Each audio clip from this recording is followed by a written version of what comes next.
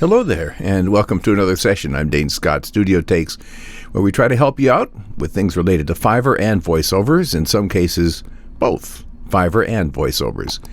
Today, it's a very cold day here in Wisconsin. We are looking at a temperature reading of about minus 11 degrees as of when I got up this morning, and I think we might have actually hit zero now. It's supposed to get just slightly into the positive numbers, and that's about as good as it gets today. So you do with what you got. And just a little farther to the north and to the west in northern Minnesota, my brother, who is in Meadowlands up there, is seeing minus 40 as his overnight temperature the last couple of nights. So just crazy numbers. It's been a cold few days. Now we're expecting a little bit of a warm-up, but a warm-up in February in northeast Wisconsin isn't quite a warm-up to people in other parts of the world. At any rate, it's a little bit of a chilly day. Nice day to be here in the studio, and good to be here with you. I was watching a YouTube video this morning, someone with some very interesting and helpful advice, and he was gesturing like mad. I've got a microphone right here, so I can't do quite as much gesturing, but I have found another way of expressing myself, and that's this. Wow! It's just a really cool app. It's called Farrago, and it is one of the Rogue Amiga apps available for the Mac. Rogue Amiga makes just wonderful software. I use their stuff for lots of things. They've got something called Audio Hijack that lets you record from various audio sources. They've got another thing called Loopback that lets you route multiple audio through to something like what I'm using to record this today, which is called OBS. And they also provide this Farrago, which is a soundboard. So I plan to get some good use out of this one. I see your point, sir. Yeah, I see your point, sir. All right, so anyway, I think that's kind of great. That's great. And we're going to use it from time to time just for fun. I promise I won't overdo it, but maybe for the first few times I might go a little overboard. At any rate, today's kind of a special day for me because as of, I think by the end of the day today, I will have gone over the $300,000 sales mark on Fiverr. And part of the reason that I've been able to do that is by kind of figuring out how Fiverr does what it does and how I can take advantage of that and how I can leverage it to my own use and make some sales on there. So this is part of what we're going to be talking about today is how to get more sales on Fiverr. And the most important initial element of that is getting found on Fiverr. So we're going to talk about that whole issue. Now, in terms of statistics, I was just looking today at where things are at, and it's nice because at any given time you can do a retrospective and look back over, say, the last, few days, week, 30 days, up to like 6 months, and it gives you some really good ideas about where you've been. It also can chart it out for you. I want to show you where that is so that you can see that information for yourself. I have here on my browser a pinned tab, which when I click on it takes me to all of my gigs, okay? So now I'm going to, we'll just scroll down and I'll find one of my gigs. Okay, here's the Deep English American Male Voiceover. This has been kind of a bread and butter gig for me for a while. And I'm going to click on that. When I click on it, right on its link, and I'll make this bigger for you too. You'll see there are some statistics showing here. It shows that in the past 30 days, I've had 17,000 impressions. Of those, 536 have clicked on my orders, or rather on my gig, to see more about it. And of those, 34 have ordered. And if I go through some of the other gigs, we'll see that each one has its own numbers, and some of them are doing better than others, just like everybody's gigs on Fiverr.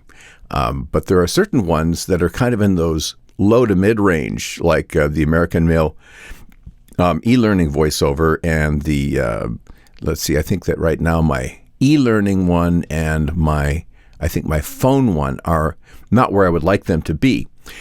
So what I would like to do is to show you some of the things that can be done to try and improve the numbers in gigs where the numbers aren't what you would like them to be yet. And so that's a part of what we're going to be talking about today.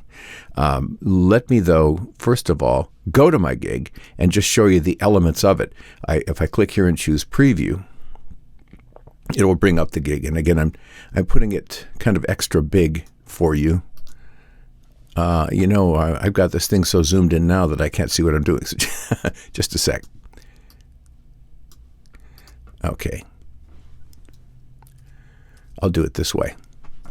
There we are. So in the gig, there's the title. This is the title up at the top. And then if we go down here is the gig description, right here. And then farther down, actually even visible to the people that visit, are your tags. And then there's also the profile description. We're not looking at that right now, but I can get to that by going to my profile and scrolling down here a little bit. And there is they actually call this the description, but I call it the profile description. It really is your personal profile, and it's a little about you. So there's that. And then there's also another element that is not visible in a normal way to those that visit your site, and that's something called the SEO title, which is essentially just what you assign that's going to end up showing up in the web browser at the top as the title of the page itself. That one is useful from one standpoint. It helps you to be found better in Google searches outside of Fiverr that would potentially take people in and bring them to your site.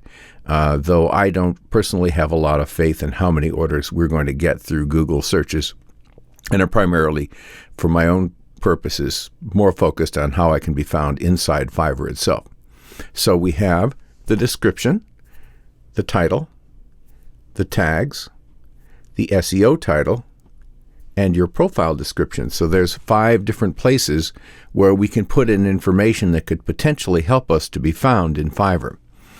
And Fiverr is sensitive to the changes that we make in our gigs and will respond accordingly. So there are times when, let's see if I can just kind of back out. I'm going to go back to here and to my particular gig that I was just talking about here, the Deep English American Male Voiceover. And I'll go right back to the statistics again. And you'll see that the numbers go up and they go down. But you see right here at this peak, see that peak right there? The highest peak in the last few days was a point at which I manually updated my gig with some new information. Gig tags updated. That's the little dark dot. The other ones are just daily dots, but a dark one indicates something that we've done. And often when you look at this scatter chart, you'll notice that some of the peaks, the times when the most people have found you in search, have been on days when you have made changes to your gig. Now, it could be that Fiverr will just reward you some for having put the effort into making changes to your gig. I believe that could be the case. In addition to that, then there also may be things that you've changed that actually will improve you in Fiverr's search engine behavior. And that certainly is also the case. But if it were a permanent improvement, we wouldn't see it taper back off days after we had made that change necessarily either. So I think that just the very action of making a change to your gig can have an impact on your being found, at least for a little while. And so it's not a bad idea to routinely make changes to your gig. The other reason to make changes to your gig are, gosh, I just don't have the numbers that I would like. I'm not seeing as many impressions as I would like to see. I'm not seeing as many clicks. Well, of course, you have to have impressions in order to have clicks. If people aren't seeing you, they're not clicking on you. That's what an impression means. It just means it's something that it's when people find you. It's when you show up in search, preferably in that first page or two of search, because most people aren't going to drill down too far into additional pages beyond the first or second page. So you need to get there somehow. And, Fiverr will help you to a certain degree. They will cycle you in and cycle you out. It's kind of like riding a surfboard. So at times you'll see that you're showing up more in search than other times. And it's part of that is just Fiverr's way of giving everybody a little chance once in a while by kind of pushing them up into the search rankings a little bit. But you better ride that wave when you can, because it doesn't last forever, and it can be chicken one day and feathers the next, like I like to say. At any rate, what we're going to do right now is I'm going to show you something that I just came up with this morning. I think that it is good to keep updating the gig. I was thinking about a gig of mine that I would like to see performing better. And I thought, but the problem is, how do you keep track of it? Let's say you've got 7, 8 gigs or however many gigs, and you've got impressions for each of those gigs that change over time. And then let's say that you're making adjustments to the gigs to try and improve their performance. But unless you have some way of tracking the changes you've made so that you can see, okay, did this change have an impact, and do I want to keep that change, or did it not have an impact and I want to change it to something else? This is, I think, really good data, and it's not something that is, I don't think there's really an infrastructure in place for it, and you can come up with your own ideas for it, certainly. I'm going to show you what I came up with today that just may be useful to you. So let me just bring this up here. I created a chart for myself.